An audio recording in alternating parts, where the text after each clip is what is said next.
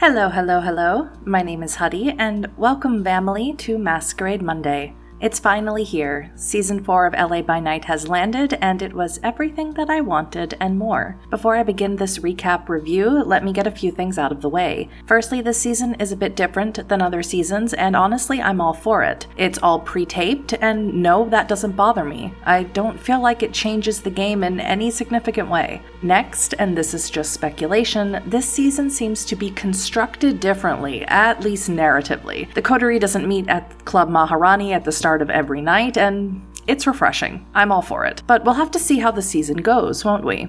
Finally, this video is not scripted, and these opinions are all my own, so take these things with a grain of salt. Now, let's get on with it, shall we? I woke up Saturday morning at 4:30 to get myself together and awake enough to catch this stream, and man, was it worth it. The hype was real, and the chat went flying by, filled with excited fans and the actors on the show, which was such a delight to see and just makes the pre-taping all the more preferable in my eyes. Firstly, we got treated to a new intro that was so good. Instead of the Valley Coterie and the Storyteller, Josephine McAdam as Eva and Xander Jenneret, I'm sorry if I said that wrong, as X, have been added to the main cast, if that's what you want to call it. And I was just internally screaming the whole time. Not real screaming. My neighbors wouldn't have liked that at 5 in the morning. Before the episode began, we were already treated to a teaser image, so most of us knew that Annabelle, Kyoko, Delilah the Thin Blood, and Carver were going to be featured in this episode excellently titled More Than Human. The episode starts off with Jason Carl letting the audience know that several months have passed since the last episode of Season 3, when the détente between Anarchs and Camarilla was struck. Kyoko and Annabelle have met at Griffith College. Presumably this is their first time hanging out solo, and they get to know each other a little better. They bond over Harry Potter and their relative youth as kindred, and it's just a really sweet exchange. Kyoko gives us just a taste of her backstory and her brief time in the Camarilla, and mentions that she's looking for the Thin Bloods in LA, specifically for a Thin Blood she left behind when she fled in San Diego named Westbrook. She's hoping that he's found his way here, and she has an alchemic recipe that she wants to return to him. I made a brief video about Thin Bloods after the announcement of Bloodlines 2, which you can watch here, but rest assured I'm making a much longer one about Thin Bloods and K-Tiff for a future Masquerade Monday. Oddly, when she mentions the Thin Bloods, Annabelle acts as though she's never met any. In Season 3, the actors had a private session where they met a Thin Blood named Delilah, among other kindred. We as the audience didn't get to see this session, but it's referenced quite frequently throughout Season 3. Perhaps this is a little retconning, I'm not really sure. I would insert some clips from the previous season where Delilah was mentioned, but well, read the pinned message of my first LA by Night video and you'll know why I'm not going to do that. Either way, Kyoko and Annabelle head out in Annabelle's Honda Civic to Van Nuys to a club called The Deep, with the intention of making contact with this Delilah.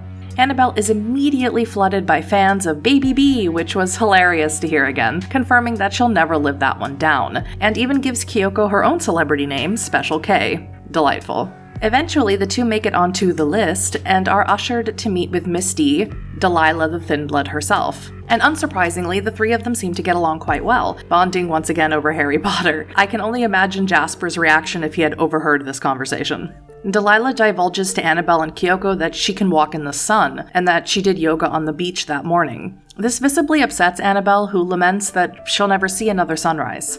Delilah explains that not all Thin Bloods can do this, and she believes this is why most in LA consider her their leader. After some more friendly banter, Annabelle spots Carver on the dance floor. My internal screaming naturally only grew louder. We, the audience, haven't seen Carver since Season 1, and this was just so good. Taliesin Jaffe, I'm sorry if I pronounced that wrong as well, has lost none of his smarm, none of his bad boy attitude, and none of his raw brouhaha badassery. He even got his patented leather jacket embroidered with Annabelle's name, which quickly prompts Annabelle to call him an asshole. We've known for quite a while that Carver has been seeking out information about Thin Bloods, but it's only now that we sort of understand why. He believes they are the ones who will turn the tide in the inevitable war to come between Anarchs and Camarilla. He wants them to come together as a group, organize, and fight against the Ivory Tower. He offers assistance to Delilah, without asking anything in return, I noticed, and indicated that although no kindred is trustworthy, not even him, Delilah could rely on Annabelle. Kyoko during this exchange doesn't say much, she just appears to be angry, maybe even in general angry, and who could blame her, but I'll talk about that at the end of with this review.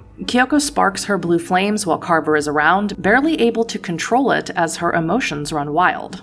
Before anything too fiery can happen, however, Annabelle sees Aurora in the club chatting up the bartender. Internal screaming further intensifies. Annabelle strolls out to meet her while Kyoko follows at a distance, clearly still wary of her and what happened between them in the labyrinth. Aurora and Annabelle share a dance, and the Scourge informs her that she is here for Carver, and that she is still looking for her brother and wants to know what happened to him. She doesn't explicitly say that she knows that he's dead, but I think we can infer this. We'll talk about that also in depth in a little bit.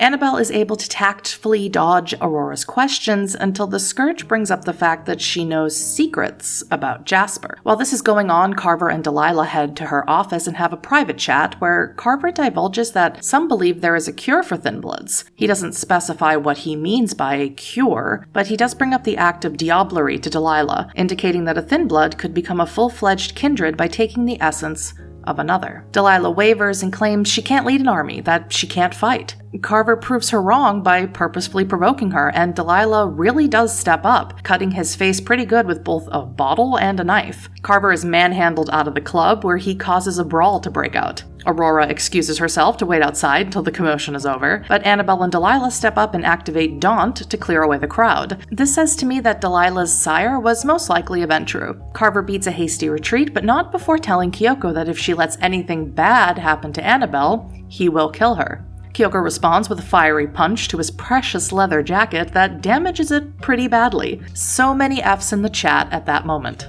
After Kyoko relays to Delilah that she's looking for Westbrook, she joins Annabelle, who has met with Aurora outside. Aurora tells Annabelle the story of the Convention of Thorns, Annabelle's third time hearing it, if I'm correct, once from Baron Isaac Abrams and twice now from Aurora, and encourages Annabelle to meet Prince Vannevar and Seneschal Suzanne. I would love to see that exchange. Please, let's make that happen. Annabelle shockingly, or not so shockingly, given her track record of decision-making, agrees to get Aurora in contact with Carver, she doesn't specify how, in exchange for Aurora keeping whatever secrets she has on Jasper to herself. The internal screaming continued, but for totally different reasons at that point. The episode ended on Kyoko and Annabelle trying to get a handle on the night they just had, and we get treated to an amazing vignette. In Nellie G's epilogue in Season 1, we learn that Baron Isaac Abrams is being called to the beckoning, a phenomenon amongst kindred of 7th generation or lower, I think that's correct, who are being compelled by some force to travel to the Middle East to fight in what's being called the Gehenna Crusade.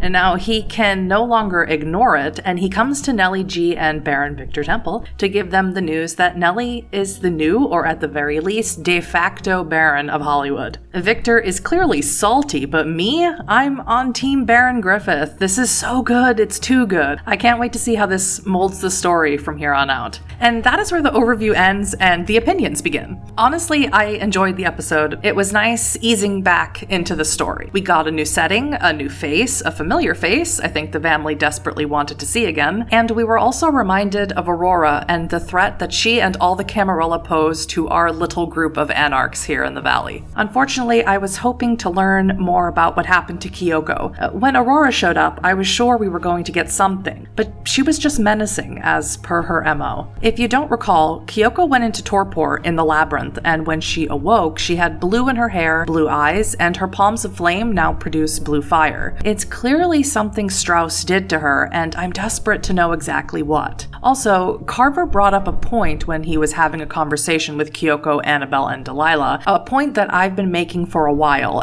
in my own head anyway, as I've watched the show. Annabelle has not been hurt nearly enough as a kindred, and I don't mean physically.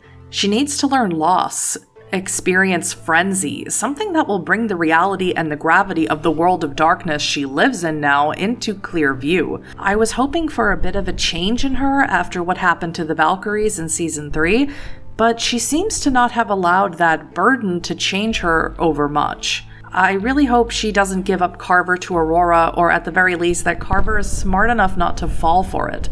Yes, he's self-serving and he's brash, but he has the right goals in mind, at least as far as we, the audience, can tell, or at the very least, in my opinion. If you haven't already, please go follow the World of Darkness Twitch channel and subscribe to them here on YouTube.